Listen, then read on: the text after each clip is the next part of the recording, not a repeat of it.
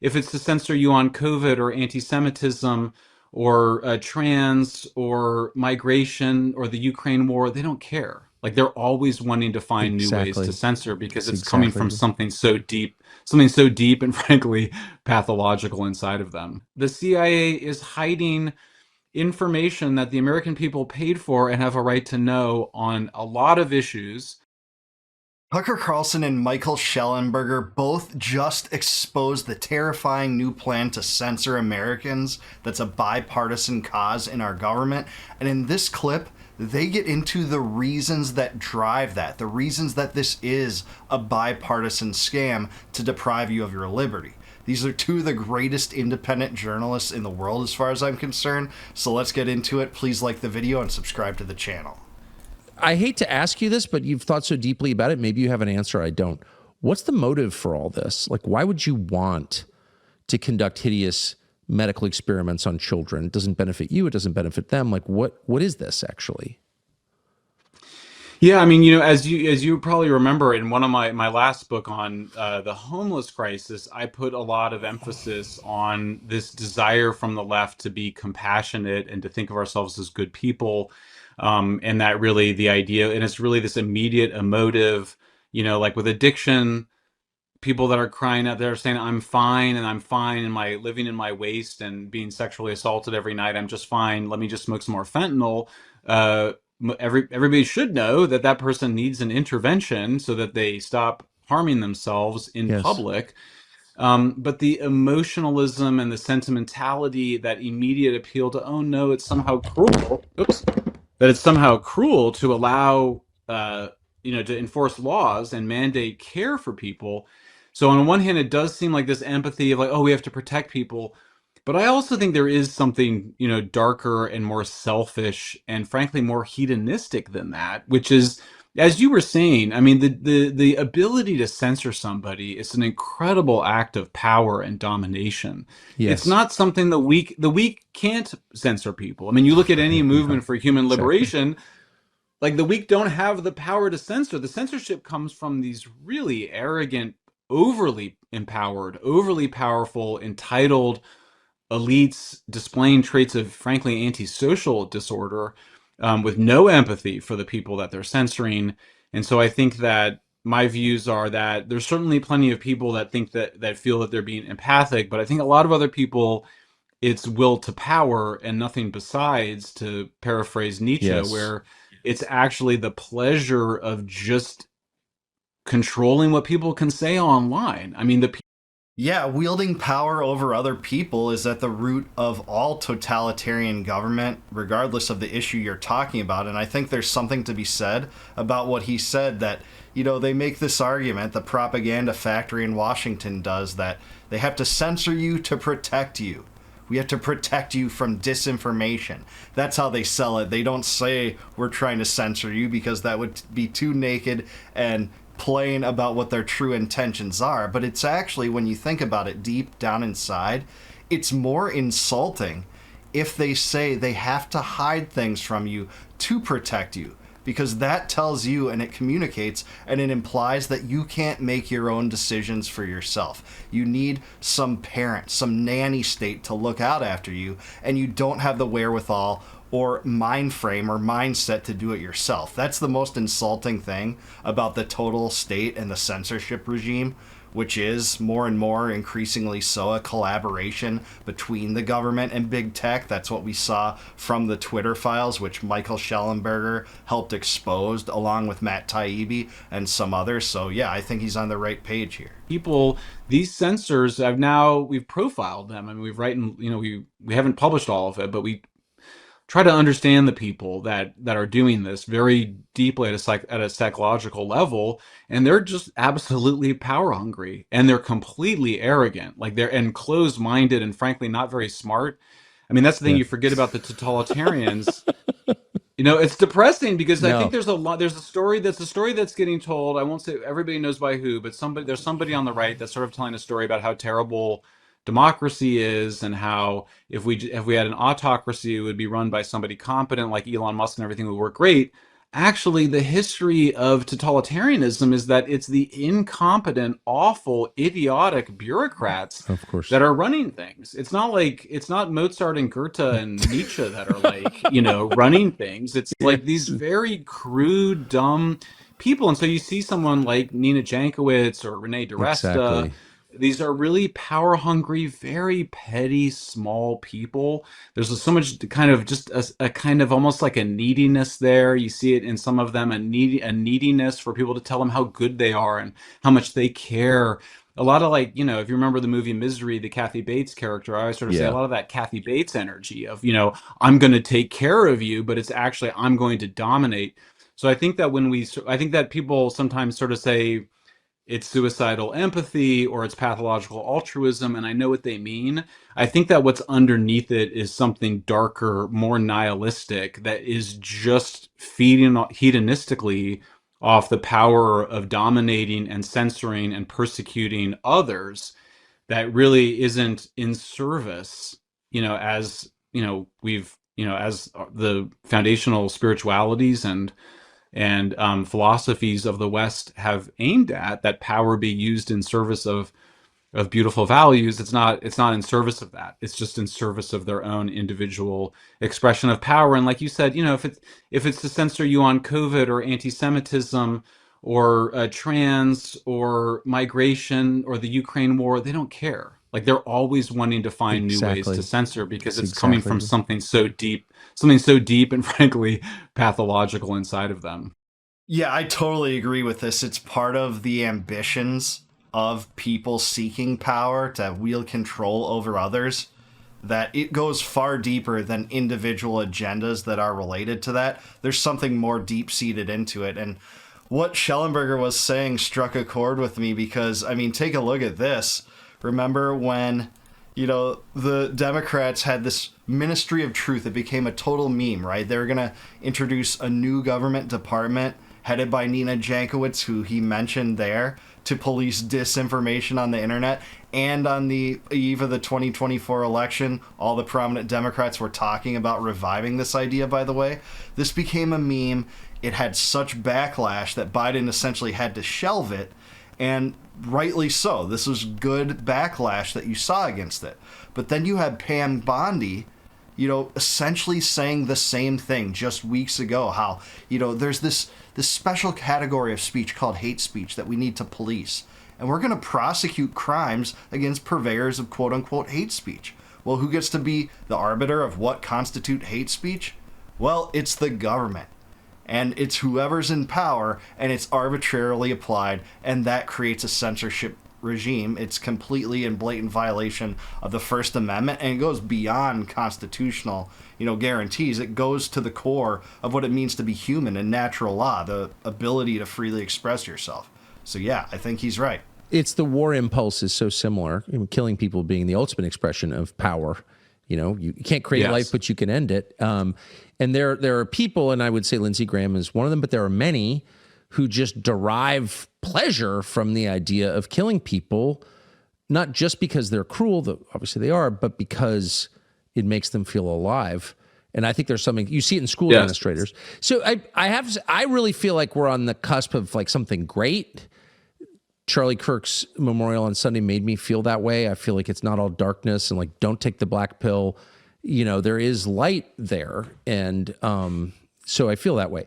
But then you see, I have to say, video of Don Bacon, the Republican congressman from Nebraska, the most normal state out of 50, saying, oh, yeah, I'm talking to Jonathan Greenblatt, who's like a gargoyle from ADL, which is like the most anti-human organization like I've ever dealt with in my life. And you feel like, wow, if Don Bacon is taking orders from the ADL and Jonathan Greenblatt, then like the fix is in. Like it's a bipartisan conspiracy to strip people of their most basic freedom. Yeah, I mean, I think that for me also what comes up, Tucker, and I know that this is something that you are concerned about too, is that I think you were saying it before, like there's a censorship, and then there's actually so many sides to the totalitarianism. There's the censorship, there's the disinformation and dehumanization that the state or these parastatal censorship, proxy entities play. And then there's the secrecy. And so I think Yeah. what we now know, and again, I've said very clearly and praised the Trump administration. They've actually been helpful in my own case in Brazil, where I'm under criminal investigation for the Twitter Files Brazil. And so I'm very grateful to the Trump administration. I hope that's clear. But nonetheless, I think we can see that there are clearly some things that that they really don't want us to know about. And the Epstein one, the Jeffrey Epstein situation is easily, I think, the most explosive and most famous one, where everybody knows there's these files and everybody knows that they're the FBI and DOJ, and everybody knows that there's no legal barriers to releasing them, and that there's all these excuses, or everybody knows that it's not just Jeffrey Epstein's own personal pornography collection, and that the story has kept shifting. But, it looks like there may now be enough votes in the House pretty soon to force a vote on it. I think Speaker Johnson could still try to stop that, but Yeah, and to be clear on that, Massey has said he's collected the 218 signatures needed for his discharge position on that petition, I should say. But there are rules that Mike Johnson can kind of wield to try to, sidestep that, apparently. But if he does that, it's just another step showing that he's complicit in the cover-up, which he is, and which this is a cover-up, a bipartisan cover-up that Trump is following after Biden for. Despite, many of his subordinates, including Dan Bongino and Kash Patel, complaining about the lack of transparency on Epstein in 2024. Shellenberger's exactly right about that. We've covered that case, in depth on this channel. Also, it's ironic that Tucker Carlson is talking about the ADL, because how ironic is it that the Anti-Defamation League is the greatest purveyor of defamation in the United States as far as an organization. Organizationally, they destroy people's reputations for uttering minor criticisms toward Israel, linking anything and everything to anti-Semitism that is anything but. And the design is clear here. It's part of the Israel lobby. It's part of the censorship regime wing of the Israel lobby. It's that kind of wing that a lot of Republican Zionists want to wield now to curtail free speech, because guess what? It puts that greatest ally in the Middle East on a bad foot. Also, I've noticed that there's a fly flying around Tucker Carlson's camera for this entire interview, which is kind of comical too. I think I'm heartened that the MAGA movement actually remained true to following that issue through to the end. But I think we've seen that there's, frankly, a secret government that, people will say that sounds conspiratorial, but I think if you realize what the Epstein files are, and that it was covering up almost certainly, very likely, a sex blackmail operation. And by the way, we didn't even have proof of the hidden cameras until a couple of weeks ago, when the New York Times published 2 photos of the hidden cameras, one of them pointing right at a bed in Epstein's New York apartment. I think we know that, and Massey was in, Congressman Massey was in Congress last week, and he said there was 20 names that he knows who they are, that are in the files. He gave us one of them, CEO of Barclays Bank. And then he kind of listed who the other ones were. One of them was like a, Hollywood producer, rock star, magician. So we know all these things. I think it's a really important test. I think it's really important that all of us that are sympathetic to things the Trump administration has done, that we continue to not let the Epstein issue go. And then Yeah, never let this issue go. Talk about it more, because it's the biggest thing they don't want you to talk about. And that's clear because they've handled this differently than other pushback Trump has gotten on, say, Ukraine, the war with Iran, the bankrolling Israel's genocide, outspending the Democrats.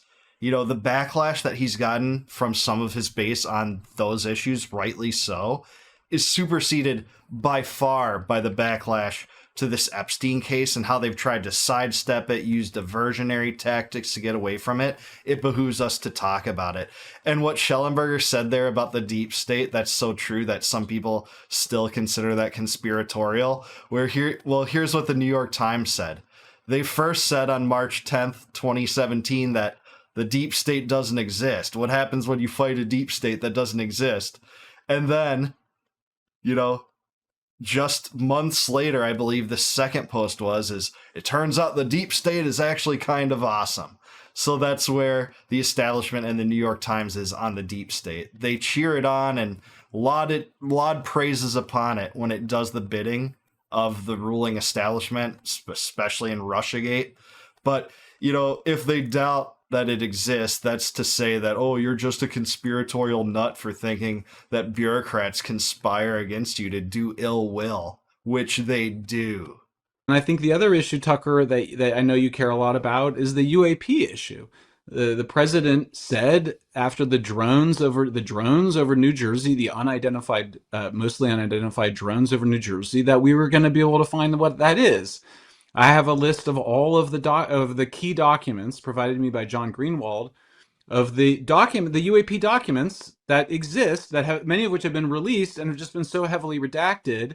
They need to release these things. They need to stop hiding this. And I'll just end by saying on this, to culminate it all, look, the elephant in the room here is the CIA. You've got this wonderful reform leader in Tulsi Gabbard, who is a unifying leader. She has so much trust from people that were on the left, Yes, so much that's right. trust from the MAGA community. She's obviously a good person, like anybody that has ever met her She is or a good seen person. her. That's correct. Yes. And she by law, Congress after 9/11 made this law that she is the boss of the intelligence community. That is what the law requires. But we have this recalcitrant CIA where, I mean, come on, guys. Like, we have not seen significant change to personnel. We've seen significant change to personnel when it comes to replacing one Zionist with another. You have John Ratcliffe now as the director there. He played a key role in expanding FISA 702, which allows warrantless wiretapping on Americans. If the government says, hey, you communicated with this person that we put a red flag on from another country. So that means, we get to violate your Fourth Amendment guarantee against unreasonable searches and seizures. That's what he is. He's also a huge fan of Israel. He facilitated discussions between Mossad and Trump during the Iran war, according to Max Blumenthal's Gray Zone coverage. Excellent coverage on that. But I'm not as high on Tulsi Gabbard anymore, I hate to say. She does come off as a nice person, but she propagandized for the Iran war by switching what she said in March about the annual threat assessment, with Iran not even restarting their nuclear weapons project and no evidence they ever had, to they're weeks away. When did she tweet that? The day before the U.S. struck. She's also been completely silent on flirting with regime change in Venezuela, this absurd notion that that's on the table, which, by the way, she was a huge opponent of when Biden was in power, and when Trump was in power earlier, when Trump, had an operation to do that. He tried to instigate regime change in Venezuela. A lot of people don't know about that. Apparently only two of the people that worked on the bogus intelligence community assessment about Russia interference in the 2016 elections, only two of those people are gone. It's the response from CIA to us. I frankly found what they told us to be just patronizing to the point of offensive, in insisting, it's basically trust us, bro. It's all good now. The CIA's fine. The CIA is not fine. The CIA is hiding information that the American people paid for and have a right to know on a lot of issues. Yeah, sure is. Trust it, bro, won't do it when it comes to the CIA. And it's, total absurdity in trying to dominate our foreign policy regime, launching regime change operations overseas, playing in domestic politics, pushing a farcical scheme to undermine the president for treason when he was actually acting bellicose toward Russia, slapping on sanctions, complaining about giving Snowden asylum, funneling weapons to Ukraine in the form of $400 million in his first term. And we're supposed to just trust what this entity wants to do. After Operation Mockingbird, their attempts to control the media, they'll say that's a conspiracy theory too, but look that up. MK Ultra, their attempt to control people's thought patterns through weird scientific experiments, also thoroughly documented. All the regime changes from the 1950s on show how evil and maniacal the CIA is. And I think it's more dangerous even than the FBI, because that is what propagandizes us into wars. And I think that is at the root of so much evil that spills over into domestic politics. And you can see that on the Israel issue because of how much, there is this attempt to rewrite hate speech codes to conflate anti-Zionism with anti-Israel attitudes and complaints about Israel, critiques of Israel, which are more than justified, by the way, as it tries to carry out a genocide. But here's what we have, we made fun of the Democrats. We made fun of Hillary Clinton and Kamala Harris and Tim Walz and John Kerry and AOC all in the same 10-day period, talking about how there needed to be a unified standard and policing disinformation against hate speech on the internet. Well, look at what Pam Bondi just said, 12 days ago. Just take a look. There's free speech and then there's hate speech. And there is no place, especially now, especially after what happened to Charlie, in our society. Do you see more law enforcement going after these groups who are using hate speech and putting cuffs on people so we show them that some action is better than no action? We will absolutely target you, go after you, if you are targeting anyone with hate speech, anything. And that's across the aisle.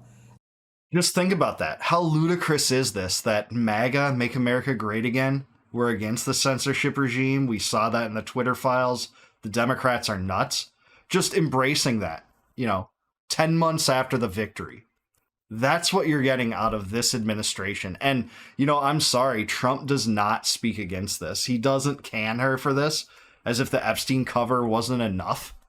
And the fact that she's using Charlie Kirk to push this, just listen to this. Whatever you think about Charlie Kirk and his views, you're going to push this, the idea of policing hate speech, upon the guy whose corpse is barely cold now, who sat under a sign that said, "Prove me wrong," talking and debating people that had no similarities with him whatsoever in so many regards, but allowing them to share their views such that they could be debated in an open society. He talked often about how that was necessary. And that's the guy that you're using to try to propagandize Americans into your scheme to destroy our right to express ourselves and speak freely. I say no more. And I say free America from Israel, because that's what this is all about from the right. This is the red flavor of the censorship regime. It needs to be rejected. I'm totally with Shellenberger. The CIA needs to be abolished. We're not going to trust you, bro, especially when you put Ratcliffe at the head. And there's the same schemes, regardless of the electoral results. You always get John McCain anyway. The deep state remains the same, regardless of the names. That's just the truth. But I really appreciated this conversation. It got into some of the psychological aspects behind censorship, what we're dealing with in American politics today, and why Americans need to resist this regardless of what party you follow, regardless of what tribe you adhere to, or if you don't adhere to a tribe at all. It makes it more important to be consistent on this. Hold people to their principles if they espouse good ideas on this front, and do not just look the other way when they violate the same principles that they object others to violating. So that's where we're at here, but I do want to hear from you. Is Tucker Carlson and Michael Shellenberger correct about this? Let me know in the comments down below. Please like the video, subscribe to the channel, subscribe to Tucker Carlson. Also, I love this interview. I love these two great individuals that are super smart and heroes in the journalistic front where there are few, but there are more and more thanks to the independent media. Also, please consider becoming a YouTube member of mine. If you click the join button below, it'd mean the world to me. You'd help support the channel, and in return for that gesture, I'll give you access to all of my videos before they go live to the general public on YouTube. And until I see you guys next time, no more war, no more debt, no more inflation, and no more empire. Peace out, guys. Catch you in the next one.